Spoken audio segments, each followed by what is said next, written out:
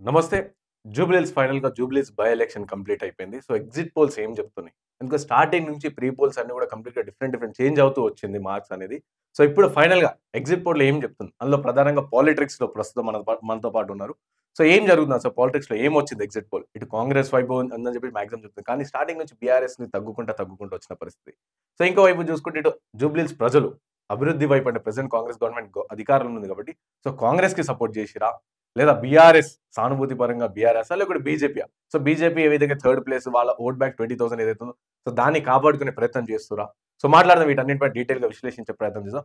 So, sir నమస్తే sir. నమస్తే. So, చెప్పండి సార్ ఏం చెప్తుర్రు? జూబ్లీహిల్స్ ఎగ్జిట్ పోల్ సర్వేస్ ఏం చెప్తున్నాయి? ఎటువైపు ఏ పార్టీ గెలవబోతుందని చెప్తుంది? సో, 'జూబ్లీహిల్స్' అంటే ఒక సస్పెన్స్ డ్రామా లాగుండే. హ్మ్. సో, మీరు చెప్పినట్టు ఫస్టు బీఆర్ఎస్, తర్వాత కొద్దిగా సీఎం గారు దిగడం, హ్మ్. కొంత డ్రామా, తర్వాత ఫైనల్‌గా ఎగ్జిట్ పోల్స్ వచ్చేసి అవును. కాంగ్రెస్ పార్టీకొచ్చింది. ఓకే.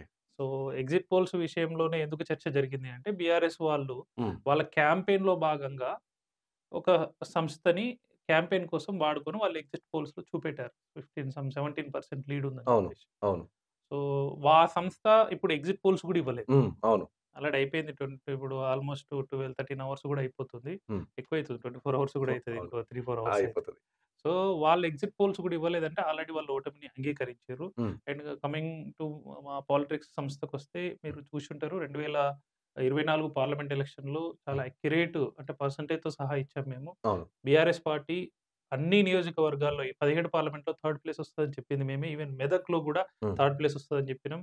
చాలా టఫ్ ఫైట్ ఉన్న సికింద్రాబాద్‌లో బీజేపీ గెలుస్తదని అండ్ మహబూబ్ నగర్‌లో డీకే అరుణ గెలుస్తదని పర్సెంటేజ్‌తో సహా చెప్పినాం. ఆ పార్లమెంట్ ఎలక్షన్స్‌తో పాటు 2 బై ఎలక్షన్‌లు జరిగినాయి. హ్మ్. గ్రాడ్యుయేట్ ఎమ్మెల్సీ బై ఎలక్షన్స్ తీర్మాన్ మల్లన్న గెలుస్తాడని చెప్పినాం. అవును. అండ్ కంటోన్మెంట్ బై ఎలక్షన్ హ్మ్. అదైతే దాని మీద మేము హోల్ అండ్ సోల్‌గా చూసినాం ఆ ఎలక్షన్.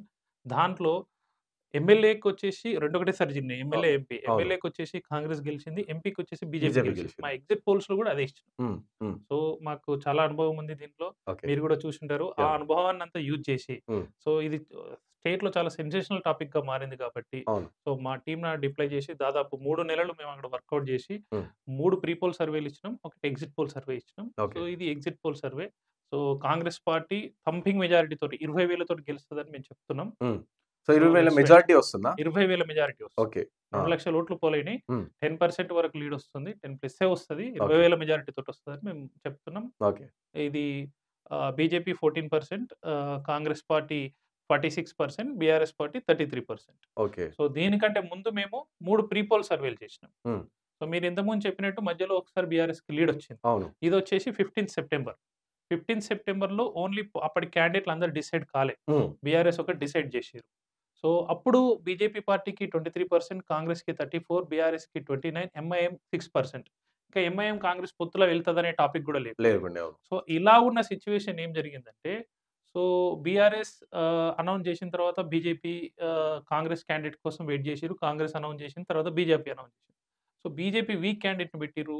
బీఆర్ఎస్, బీజేపీ కలిసి పని చేస్తారు. ఎలక్షన్స్‌కెళ్తుర్రు అనేది కాంగ్రెస్ పార్టీ చెప్పడంలో సక్సెస్ అయింది. వాళ్ళు గూడా బీజేపీ అంత సీరియస్ ఎలక్షన్ ఇప్పుడు మొన్ననే వాళ్ళు గ్రాడ్యుయేట్ ఎమ్మెల్సీ ఎలక్షన్ గెలిచారు. హ్మ్. తెలంగాణ వచ్చిన తర్వాత జరిగిన అన్ని ఎన్నికలలో బీఆర్ఎస్ పార్టీకి 0 వస్తే బీజేపీ పార్టీయే చాలా టఫ్‌గా నిలబడ్డది అవును. కాంగ్రెస్ పార్టీని ఎదుర్కొని. హ్మ్. ఎంపీ ఎలక్షన్స్‌లో 8 వచ్చినాయి వాళ్ళకు. అవును.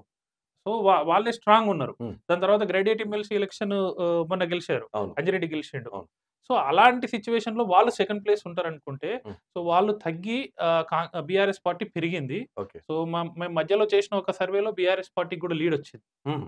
ఫిఫ్త్ రోజు చేసిన సర్వేలో 37% కాంగ్రెస్‌కి, బీఆర్ఎస్‌కి 42% 42%. కొంత లీడొచ్చింది. సో, హ్మ్. దీని తర్వాత సినారియో ఏం హ్మ్. జరిగిందంటే, అంటే ఏం జరుగుండొచ్చు దీని తర్వాత? అంటే అప్పుడు బీజేపీ ఎందుకు ప్రెజెంట్‌గా ఇప్పుడు బీఆర్ఎస్, కాంగ్రెస్ పక్కన పెడితే సో, బీజేపీ పార్టీ సో, వాళ్ళు గత ఎలక్షన్‌లో వచ్చిన 20,000 ఓట్స్ చేంజ్ ఏదైతుందో అది వస్తదా లేదా అనే పెద్ద సందిగ్ధతలో ఉన్నారు. అవును. సో, అంటే ఏంది వాళ్ళసలు ఏం చేసుకుంటే వాళ్ళకి ఇదంతా చేంజ్ అవుతుంది? అసలెందుకు వాళ్ళు తక్కువ అయిపోవాల్సిన పరిస్థితి? వాళ్ళు అంటే నేనొకటి ఏం చెప్పగలుగుతా అంటే, ఈ బై హ్మ్. ఎలక్షన్ సీటు ఎమ్మెల్యేదొచ్చేసి బీఆర్ఎస్‌ది కావచ్చు. అవును. కానీ వాళ్ళు టఫ్‌గా సీరియస్‌గా ఈ ఎలక్షన్ తీసుకోనుంటే వాళ్ళు ట్రయాంగిల్ ఫైట్‌లో ఉండేటోళ్ళు బీఆర్ఎస్ థర్డ్ ప్లేస్‌కి కూడా ఎళ్ళేది. హుహు. హ్మ్.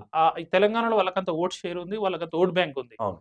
సో, బీఆర్ఎస్ పార్టీ కంచుకోట మెదక్. హ్మ్. అక్కడ కేసీఆర్ ఉన్నాడు. అక్కడనే హరీష్ రావు ఉన్నాడు. హ్మ్. ట్రబుల్ షూటర్ అవును. పార్టీకి. అవును. అండ్ వాళ్ళకి ఆ కాన్ఫరెన్స్‌లో దుబ్బాక వాళ్ళే గెలిచిర్రు. అవును. సో, 7 పార్లమెంట్ సెగ్మెంట్‌లలో మెజారిటీ సీట్లు పటాన్చెరు వాళ్ళ దగ్గరనే ఉండే. సరే పార్టీ మారినా గాని, అవును. నర్సాపూరు వాళ్ళ దగ్గరనే ఉండే అవును. పార్టీ మారినా గాని. సో, అక్కడున్న కాన్స్టిట్యున్సీ‌లో అంత స్ట్రాంగ్ హోల్డ్ ఉన్న దాంట్లో కూడా బీజేపీ గెలిచింది. హ్మ్. హ్మ్. అండ్ నార్త్ తెలంగాణలో జరిగిన మొత్తం 4 అసెంబ్లీల్లో 4 ఉమ్మడి జిల్లాల్లో జరిగిన గ్రేడియేట్ ఎమ్మెల్సీ కూడా బీజేపీ గెలిచింది. హ్మ్. అర్బన్‌కొచ్చేసరికి కూడా జీహెచ్ఎంసీ ఎలక్షన్స్‌లో వాళ్ళకు బీజేపీ. బాగా అవును. పట్టు ఉన్న ప ఏరియా అర్బన్ ఏరియా. అవును. సో, అలాంటిది వాళ్ళు గెలవలేదు అంటే హ్యాండింగ్‌లో ఎళ్ళిపోయారు. ఇప్పుడు హ్మ్. కాంగ్రెస్ పార్టీ ఆరోపిస్తుంది గదా! హ్మ్. సో, బీజేపీ, బీఆర్ఎస్ ఒకటే ఉండి హ్మ్. కిషన్ రెడ్డి మమ్మల్ని మీరు సీబీఐకి అప్పగెప్పండి కేసు కాళేశ్వరంలో కేస్ చేస్తాం గంటలా అని చెప్తే హ్మ్. సీఎం గారు అసెంబ్లీలో తీర్మానం చేసి అప్పజెప్పారు. ఓకే. కేస్ చేయలేదు. అండ్ ఈ కార్ రేస్‌లో వచ్చేసి కూడా అన్నీ రెడీ చేసి గవర్నర్‌కి వాళ్ళు పంపించారు హ్మ్. అప్రూవల్ కోసం. హ్మ్. అది కూడా అప్రూవ్ అవ్వట్లేదు. హ్మ్. సో, సెంటర్ దగ్గర పవర్ ఉంది. వాళ్ళిద్దరు అండర్‌స్టాండింగ్‌లో ఉర్రు. అందుకే నేనేం చేయలేకపోతున్నా. వాళ్ళు మీరు తీసుకోండి మేము అరెస్ట్ చేస్తామని చెప్తుర్రు. జనాలు నమ్ముతున్నారు కావచ్చు. అండ్ వాళ్ళు కూడా దీన్ని సీరియస్‌గా తీసుకొని నిలబెట్టుకోవాలని అనుకుంటలేరేమో. హ్మ్. హ్మ్. సో, దానివల్ల బీజేపీ లీడర్‌షిప్ ఫెయిల్యూర్ అనే చెప్పొచ్చిది. అంటే మీ సర్వేలో గూడా అంటే పబ్లిక్ గూడా అదే అనుకుంటుర్రంటారా? బికాజ్ అంటే బీజేపీ, బీఆర్ఎస్ 2 కలిసి పనిచేస్తున్నాయి అని జెప్పేసి. సో, పబ్లిక్ అనుకుంటున్నారా లేదా అని వాళ్ళు చెప్పరు కానీ, హ్మ్. హ్మ్. ఎవరు లీడర్ వస్తుర్రు, ఎవరు మా సమస్యల మీద కొట్లాడుతుర్రు అని చూస్తారు. హ్మ్. ఇప్పుడు అక్కడున్న జూబ్లీ హిల్స్‌లో బీఆర్ఎస్ నిర్మించిన క్యాంపెయిన్స్ గాని, బీఆర్ఎస్ చేసిన social media and media PR గాని బీజేపీ చేయలేదు. అంటే అవును. జనాలు మాట్లాడాలంటే ఏం కావాలి ఫస్ట్ లీడర్ మాట్లాడాలి. అవును. లీడర్ అక్కడికొస్తలేడు, వాళ్ళ సమస్యలను అడ్రెస్ చేస్తలేడు, కాంగ్రెస్ పార్టీని ప్రశ్నిస్తలేడు. హ్మ్. అలాంటప్పుడు వాళ్ళకు ఎట్లా టర్న్ అయితారు కారు. వాళ్ళ హ్మ్. కోర్ ఓట్ బ్యాంక్ ఏది ఉంటదో అది మాత్రమే ఉంది. ఓకే. వాళ్ళకి లాస్ట్ టైమ్ 25,000 వచ్చింది. గదే హ్మ్. రేంజ్‌లో 20,000 అటు ఇటు వస్తది. వస్తాయి. సో, వాళ్ళు అడగనంత మాత్రాన ఆ! కోర్ ఓట్ బ్యాంక్ కూడా పోయి బీఆర్ఎస్‌ని గెలిపిస్తామని ఎయ్యరు. ఓకే. ఆ! బీజేపీ అంటే ఇక్కడున్న లీడర్‌షిప్‌ని చూసి వాళ్ళుండరు. హ్మ్. సింపథైజర్స్ గాని, విశ్వ హిందూ పరిషత్ సింపథైజర్స్ గాని, ఏబీవీపీ బ్యాక్‌గ్రౌండ్ ఉన్నోళ్ళు గాని, అవును. అండ్ జూబ్లీ హిల్స్ లాంటి ఏరియాలో ఎక్కువ నార్త్ ఇండియన్స్ ఉంటారు. అవును. మార్వాడీస్ ఉంటారు. హ్మ్. హ్మ్. రాజస్థానీ వాళ్ళుంటరు. వాళ్ళంతా మోడీని చూస్తారు. హ్మ్. అక్కడ నేషనల్ గవర్నమెంట్ చూస్తారు. ఇక్కడ ఓడు నిలబడ్డాడో కూడా చూడరు. ఆ ఆ! సింబల్ కనిపిస్తే పోయి ఏసేసారు. ఓటేసేస్తారు. అవును. అలాంటి ఓట్ బ్యాంక్ వాళ్ళకి సెక్యూర్ చేసుకుంటరు. ఓకే. మిగతా సర్వే సంస్థలు ఇచ్చినట్టు 2%, 3%, 6% కాదు. హ్మ్. సో, మంచి గుడ్ అమౌంట్ ఆఫ్ 10%, 20,000 వాళ్ళకు వస్తది. సో, అటో ఇటో గాని వాళ్ళ ఓట్ బ్యాంక్ అయితే వాళ్ళకుంది అని ఉంటది. జెప్పారు. ఉంటది. రైట్. అండ్ ఇంకోటి బీఆర్ఎస్ ఇది మనం జూసినాం మనము. సో, ఇటు కాంగ్రెస్ పార్టీ మధ్యలో కాస్త తగ్గింది. బీఆర్ఎస్ పెరిగింది. సో, అప్పుడు అవును. ఏం జెప్పుకోవచ్చంటే కాంగ్రెస్ పార్టీ ఎక్కడ తగ్గింది అనుకోవచ్చు మనం? కాంగ్రెస్ పార్టీ కొంత అంటే రేవంత్ రెడ్డి రాకముందు వరకు ఒక సినారియో ఉండే. అవును. సో, రేవంత్ రెడ్డి ఎంటర్ అయిన తర్వాత కంప్లీట్‌గా చేంజ్ అయిపోయిన పరిస్థితి. యెస్. So, yes. ఎందుకట్లా? అంటే అంటే ఏమనిపించింది? ఇప్పుడు ఎట్లుంటదంటే కెప్టెన్ లేకుంటే మ్యాచ్ ఆడితే ఒకలాగుంటది. హ్మ్. కెప్టెన్ రంగంలోకి దిగితే మ్యాచ్ ఒకలాగుంటది. ఓకే. అందులో అపోజిషన్‌లో ఉన్న బీఆర్ఎస్, కేటీఆర్ సీఎంని ఈ ఎలక్షను సీఎం సీటుకే ఎసరుపెట్టినట్టు ఈ అవును. ఎలక్షన్‌లో గనుక జూబ్లీ హిల్స్ ఓడిపోతే అవును. ఏదో జరుగుతది స్టేట్‌ల. దీని తర్వాత వేరే రకంగా ఉంటది. హ్మ్. దీన్ని రిఫరెండంగా తీసుకుంటున్నాం అని చెప్పేసి ఆయనే స్టార్ట్ చేసిండు ఫస్ట్. ఓకే. కానీ సీఎం గారు యాక్సెప్ట్ చేసిర్రు.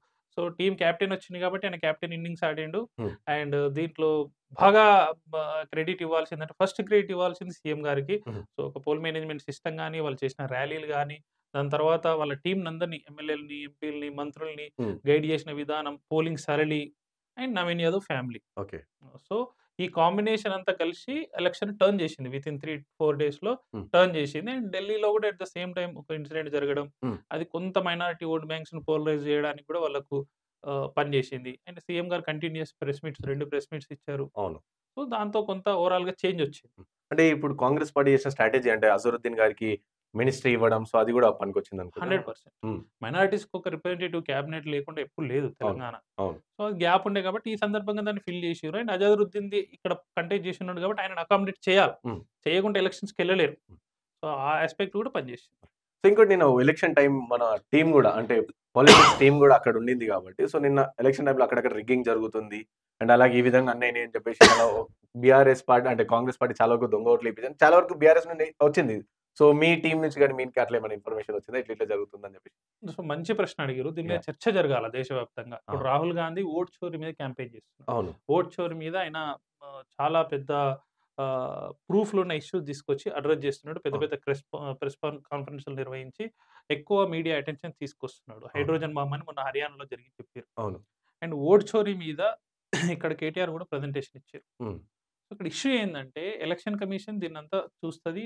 వాళ్ళు ఏవైతే ప్రూఫ్స్ ఉన్నాయో వాళ్ళు అడ్రెస్ చేస్తారు. హ్మ్. సీసీ కెమెరాలు, ఈవీఎంలు ఇప్పుడు స్ట్రాంగ్ పార్టీ బీఆర్ఎస్. నీ ఆ! బూత్ ఏజెంట్లు ఉండంగా రిగ్గింగ్ ఇటుక ఆ కాలం ఎప్పుడో పాత సినిమాలలో చూపెట్టింది. ఇప్పుడు రిగ్గింగ్ చేయడానికి లేదు. హ్మ్. సారీ. ఏదైనా ఉంటే బూత్ దగ్గర లోపల ఎంట్రీ అయ్యే దగ్గరే రిజాల్వ్ అయితది. హ్మ్. ఐడీ ప్రూఫ్ లేకుండానే రిగ్గింగ్ అనేది జరగలేదు. అవును. ఓడిపోయేటప్పుడు చేసే నార్మల్ డ్రామానే క్రియేట్ అయింది అంతే. ఓకే.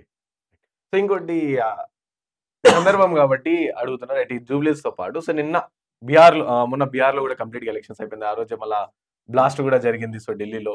సో అవును. దానికి దీనికి రిలేటెడ్ ఏమని అనిపిస్తది? బికాజ్ అంటే రాహుల్ గాంధీ గారు ప్రధానంగా ఆరోపిస్తారు. అంటే బీజేపీ పార్టీ ఓట్ చోరీ చేస్తుంది, ఓట్ చోరీ చేస్తుంది అని చెప్పేసి. సో ఆ బీహార్‌లో ఎలక్షన్ జరిగిన రోజు నైటే ఈ బ్లాస్ట్ అనేది జరిగింది. సో అవును. అక్కడేమన్నా అది ఓట్‌కి సంబంధించి అవేమన్నా డైవర్ట్ కావడానికి సో అట్లేమన్నా అనుకోవచ్చా? ఇది చాలా అంటే sensitive issue. Controversial, sensitive and చాలా కాంట్రోవర్షియల్ సెన్సిటివ్ క్వెషన్. ఇష్యూ. దేశ భద్రతకు సంబంధించిన యాహ్! ఇష్యూ. ఏ ప్రభుత్వం ఉన్నా ప్రజల సేఫ్టీ అని, సెక్యూరిటీ అనేది ఇంపార్టెంట్. హ్మ్. నేషన్ ఫస్ట్ అని మనం మాట్లాడుకుంటాం కాబట్టి, నేషనల్ సెక్యూరిటీ ఇష్యూ కాబట్టి, సో ఆబ్వియస్‌లీ కొంతమంది రిలీజియన్‌కి, హ్మ్. టెర్రరిజంకు లింక్ లేదని మాట్లాడడము, వాళ్ళు ఇవన్నీ ఉంటాయి. హ్మ్. కానీ ఎలక్షన్స్ ముందు జరిగింది కాబట్టి అందరూ అనుమానపడుతున్నారు. హ్మ్. హ్మ్. అండ్ రెండోది కాంగ్రెస్ పార్టీ ఉన్నప్పుడు ఎన్ని బ మన దేశ భద్రత ఎలా ఉండే, బీజేపీ ఉన్నప్పుడు ఎలా ఉండే అనే నరేటివ్స్ ఖచ్చితంగా బిల్డ్ అయితున్నాయి. హ్మ్. ఆ ఎఫెక్ట్ 100% ఎలక్షన్స్ మీద ఉంటది. హ్మ్. ఎందుకంటే మరి బీజేపీ పార్టీకి కూడా మైనస్ కావచ్చు. దాన్ని ప్రతిపక్షాలు ఎట్లా వాడుకొని ఆహ్, వాళ్ళు తిప్పికొడతారు అనేది ఉంటది. సో ముందు రోజు జరిగింది కాబట్టి అందరికీ అనుమానాలు తావుదిస్తున్నాయి. సో హ్మ్. విచారణ సంస్థలు దీని మీద చెప్పాలా? అధికార పార్టీ అక్కడ ఢిల్లీలో వాళ్ళే ఉన్నారు. ఢిల్లీ లోకల్ గవర్నమెంట్ వాళ్ళదే. చుట్టూ స్టేట్స్ ఏవైతే అవును. ఉన్నాయో యూపీ గాని, బీహార్ గాని, హర్యానా గాని, సో పంజాబ్ గాని అంతా వాళ్ళే ఉన్నారు కాబట్టి బీజేపీ దీన్ని తొందరగా బయటపెట్టాలా. దీనికి హ్మ్. బాధ్యతలెవరు? ఏం జరిగింది అనేది బయటపెట్టాలా. సో ఎలక్షన్స్ కోసం ఇలాంటియైతే యూజ్ చేయరు అని నేను అనుకుంటున్నా. హ్మ్. సో అలాంటి పరిస్థితులే గనుకొస్తే ప్రజలు రియలైజ్ అయితారు. ఇప్పుడు హ్మ్. కాకుంటే ఇంకో సరైన రియలైజ్ అయితారు. తిప్పికొడతారు. Right. Thank you sir. And ఫైనల్‌గా ఒకటి ఇప్పుడు కాంగ్రెస్ పార్టీ చూసినాం మనం జూబ్లీస్‌లో. So Congress party almost majority win అవుతుంది అని చెప్పేసి. సో ఇంకా ఏం చేంజెస్ చేయాలి? అంటే కాంగ్రెస్ పార్టీ ఇప్పుడున్న ప్రెజెంట్ రూలింగ్ చూసుకుంటే, సో అక్కడక్కడ గ్రాఫ్ అనేది తగ్గుతూ, ఎక్కుతూ, తగ్గుతూ, ఎక్కుతూ వచ్చింది. సో కన్సిస్టెన్సీ‌గా ఇప్పుడు బీఆర్ఎస్ ఏ విధంగా అయితే 10 ఏళ్ళు అధికారంలో ఉందో, సో కంటిన్యూ‌గా ఒకటేసారి. సో 2018లో ఆల్‌మోస్ట్ ఇంకెవరు బీఆర్ఎస్‌ని బీట్ చేయరు అనే వరకు కూడా వెళ్ళిపోయింది వాళ్ళకి గెలుచుకోవడం. సో అట్లా కాంగ్రెస్ పార్టీ ప్రతి సందర్భంలో రేవంత్ రెడ్డి చెప్తా ఉంటారు. సో నెక్స్ట్ 10 ఏళ్ళు మేమే అధికారం, నెక్స్ట్ 15 ఏళ్ళు మేమే అధికారం. సో ఇది రెఫరాండంగా అనుకోవచ్చా? లేకుంటే ఇంకా చాలా వర్క్ చేయాల్సి ఉందా గ్రౌండ్‌లో? సో, కాంగ్రెస్ పార్టీ పాలన విషయానికొస్తే హ్మ్. ఇక్కడ కాంగ్రెస్ పార్టీకి ప్రధానమైన అపోజిషన్ బీజేపీ. హ్మ్. బీఆర్ఎస్ కాదని చెప్పొచ్చు. ఓకే. ఎందుకు చెప్తున్నా అంటే నేను ప్రీవియస్ 2 సంవత్సరాలలో హ్మ్. ప్రజలు పార్టీ నచ్చకుంటే, ప్రజలు ప్రభుత్వ పాలన నచ్చకుంటే హ్మ్. ఆపోజిట్‌గా వాళ్ళ అభిప్రాయాన్ని ఓటు రూపంలో వ్యక్తపరుస్తారు. టీఆర్ఎస్ గవర్నమెంట్ 10 సంవత్సరాలు రూలింగ్ చేసింది. అవును. 2014 తర్వాత గాని, లేకుంటే రీసెంట్‌గా 18 తర్వాత గాని, ఎలక్షన్స్ జరిగిన తర్వాత కంటిన్యూయస్‌గా 2 సంవత్సరాల్లో వాళ్ళకి మళ్ళీ ఎలక్షన్స్ వచ్చినాయి. అవును. 19 పార్లమెంట్ ఎలక్షన్ వచ్చింది. ఆ హ్మ్. మధ్యలో ఒకటి గ్రాడ్యుయేట్ ఎమ్మెల్సీ ఎలక్షన్స్ వచ్చింది. హ్మ్. దాంట్లో కాంగ్రెస్ పార్టీ నుంచి జీవన్ రెడ్డి గెలిచిండు. హ్మ్. 19 పార్లమెంట్ ఎలక్షన్స్‌లో కాంగ్రెస్ పార్టీ 3 ఎంపీ స్థానాలు గెలిచింది. 2 ఎంపీ స్థానాలు దగ్గరగా ఓడిపోయింది. హ్మ్. జైరాబాదు అండ్ చేవెళ్ళ. హ్మ్. సో, వాళ్ళ ఓట్ బ్యాంక్‌ని సెక్యూర్ చేసుకొని వాళ్ళు నిలబడగలిగారు. హ్మ్. ఇక్కడ కాంగ్రెస్ పార్టీ సీఎం అయిన తర్వాత రేవంత్ రెడ్డి ఇది రెండో సంవత్సరం దాదాపు దగ్గరికొస్తుంది. అవును. బీఆర్ఎస్ పార్టీ ఇప్పటి వరకు ప్రజల యొక్క అభిమానాన్ని చూరగొనలేదు. ప్రజల్ని మెప్పించలేదు. హ్మ్. సున్నా వాళ్ళకి. హ్మ్. హ్మ్. ఎంపీ ఎలక్షన్స్ సున్నా, గ్రాడ్యుయేట్ అన్ని ఓడిపోయారు అవును. వాళ్ళు. అవును. సో, ఇక్కడ మనకు కనిపిస్తుంది ఏంది బీజేపీ వాళ్ళ అపోజిషన్. So, okay. బీజేపీ వాళ్ళ అపోజిషన్ 2 జాతీయ పార్టీలు ఉన్నప్పుడు ఏవైతే నేషనల్ ఇంట్రెస్ట్స్ ఉంటాయో హ్మ్. అవి తెర మీదకొస్తాయి. వాటిని కరెక్ట్‌గా వాళ్ళు అడ్రెస్ చేసుకొని ప్రజలకిచ్చిన హామీలను నెరవేర్చడానికి డబ్బు లేదని చెప్తున్నారు. హ్మ్. సో, ట్రాన్స్‌పరెంట్‌గా ఏదైతే వాళ్ళు సీఎం గారు ఇంతకుముందున్న సీఎంకు, ఈ సీఎంకు తేడా కనిపిస్తుంది. హ్మ్. ఈయన వారానికి మినిమమ్ 10 ప్రోగ్రామ్‌లు అటెండ్ అయితాడు. హ్మ్. ప్రజలకు అందుబాటులో ఉంటాడు. హ్మ్. సరే కాంగ్రెస్ పార్టీలో ఉండే గొడవలు, మంత్రులు, ఇష్యూస్ అది వేరే. హ్మ్. హ్మ్. సో, ఇంతకుముందున్న ప్రభుత్వంతోటి కంపేర్ చేస్తే కాంగ్రెస్ పార్టీ బాగా ఉందని ప్రజలు అనుకుంటున్నారు. హ్మ్. అనుకుంటున్నారు గాబట్టే బీఆర్ఎస్‌కి సపోర్ట్ జేయట్లేదు. అంటే కొంతమంది ప్రజల్లో గూడా అంటే అంటుర్రు గదా! అంటే కేసీఆర్ చేసినట్టు చేత్తలేదు. సో, కేసీఆర్ చేసినాడు అన్ని ఇస్తా, ఇవి ఇస్తా అన్నారు ఏమైంది అని చెప్పి అట్లా ప్రజలు గూడా వ్యతిరేకత గూడా ఆ విధంగా గ్రామాలలో వెళ్తే.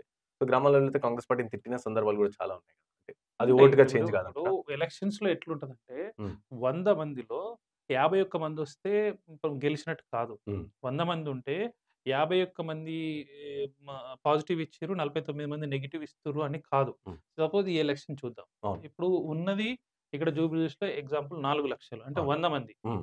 దాంట్లో ఓటేసిందే 50 మంది. ఓకే. ఆ 50 మందిలో వాళ్ళకు మనం మనం చెప్తున్న లెక్క ప్రకారము సగం వస్తే చాలు. అవును. 50% కూడా కాదు. అవును. అంటే 1,00,000 ఓట్లు. 4,00,000ల 1,00,000 ఓట్లు వచ్చినోడికి 1,00,000 కంటే తక్కువ ఓట్లు వచ్చినోళ్ళే హ్మ్. గెలుపని చెప్తున్నాం. సో, ఆబ్వియస్‌లీ 1,00,000 ఓట్లు వచ్చినాయంటే హ్మ్. ఇంకా 3,00,000 మంది నెగెటివ్ అనే చెప్పొచ్చు కదా! అవును. సరే దాంట్లో ఇంకొక 1,00,000 నెగెటివ్, ఇంకొక 2,00,000 మంది వాళ్ళ అభిప్రాయమే చెప్పలేదు. హ్మ్. హ్మ్. ఏ ప్రభుత్వంలో గాని కంప్లీట్‌గా 100కి 100% ప్రజలు ఆ ప్రభుత్వాన్ని, పార్టీని మెచ్చుకోరు. హ్మ్. సో, మిగతా 75% 75లో నువ్వు కనీసం ఒక 50% ఎప్పుడూ అగైనిస్ట్ ఉంటరు. హ్మ్. హ్మ్. మీకిక్కడ 119 సీట్లలో 100 సీట్లొచ్చిన పార్టీకి గూడా వాళ్ళ ప్రాబ్లమ్స్, ఇష్యూస్ ఉంటాయి. హ్మ్. అందుకే మనం దీన్ని డెమోక్రసీ అంటాం. హ్మ్. ప్రతిపక్షాలు దాన్ని యూజ్ చేసుకొని ప్రభుత్వం ముందు పెట్టాలా. ఓకే. ప్రజలు ఇది కోరుకుంటుర్రు. హ్మ్. మీరు ఈ హామీ ఇచ్చిర్రు. హ్మ్. అండ్ మీలాంటి మీడియా సంస్థలు చూపెట్టాలా. హ్మ్. అప్పుడు ప్రభుత్వం కరెక్షన్ చేసుకుంటూ ముందుకెళ్తది. ఈ హ్మ్. సీఎం దగ్గరున్న గొప్ప ఇది మనం ఏందంటే ఏది సీఎం దృష్టికి తీసుకెళ్ళినా ఆయన స్పందిస్తాడు. హ్మ్. ఇంతకుముందు అలా ఉండేది గాదు. అండ్ ఇక్కడ ఏదైనా క్యాబినెట్‌లో పెట్టి అందరి మంత్రుల అభిప్రాయాలు తీసుకొని హ్మ్. నిర్ణయం తీసుకుంటారు. హ్మ్. సో, అది వీళ్ళని కాపాడుతదని నేను అనుకుంటున్నా. Right. Thank you sir. Thank you so much. So thank you so మళ్ళీ మచ్. 14థ్ రోజు కలుద్దాం. So sure. Yeah! Definitely. So విన్నారుగా ఈ విధంగా సో జూబ్లీహిల్స్‌లో ఎలాగైనా సరే పాలిటిక్స్ చెప్పిన ఎగ్జిట్ పోల్ సర్వే అది నిజమవుతది అని చెప్పేసి. సో గతంలో మనం ఇవాళ హిస్టరీ గూడా చూసినాం. మనం ట్రాక్ గూడా చూసినాం. సో ఎప్పుడు గూడా ఫెయిల్ కాకుండా కాని పరిస్థితి. సో ఈసారి గూడా ఏం జరుగుతుందో అనేది 14థ్ రోజు చూద్దాం.